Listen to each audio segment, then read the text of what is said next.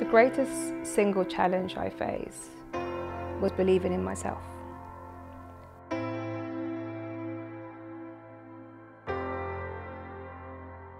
I was born in Colombia, in a barrio called Palmira. It was a poor childhood, but it was a very educated and happy childhood. School in the UK was particularly hard.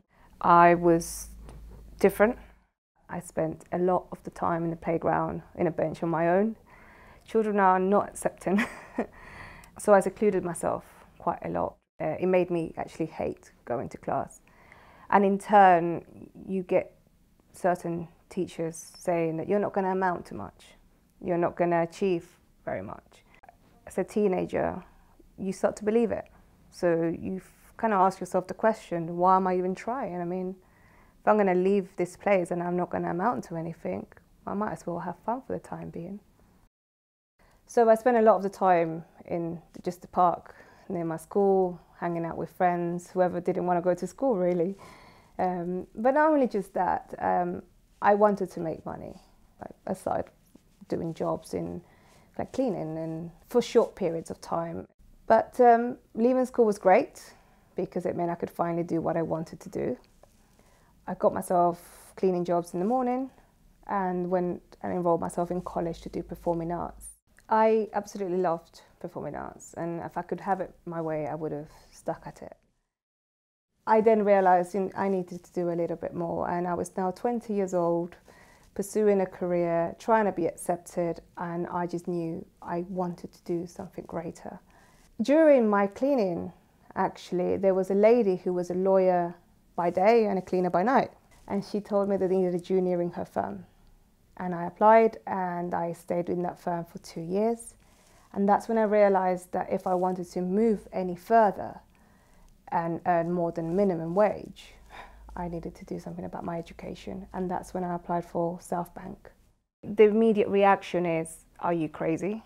You're probably going to get the best job you can here that you're doing. You're a junior, you're in a law firm. So I had a lot of,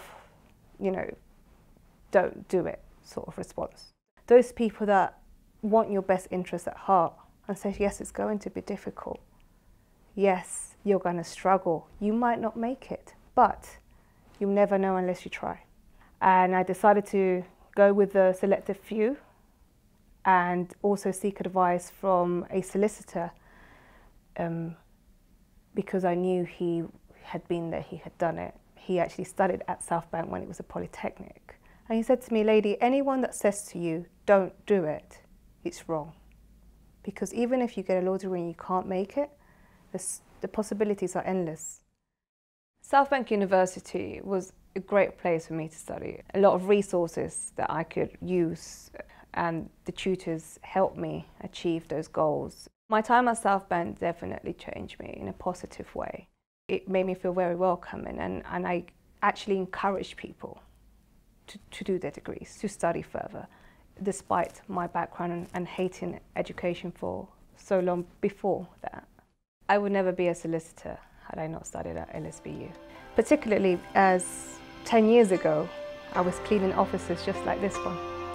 So actually sitting in that chair, that's when you know, oh, I made it.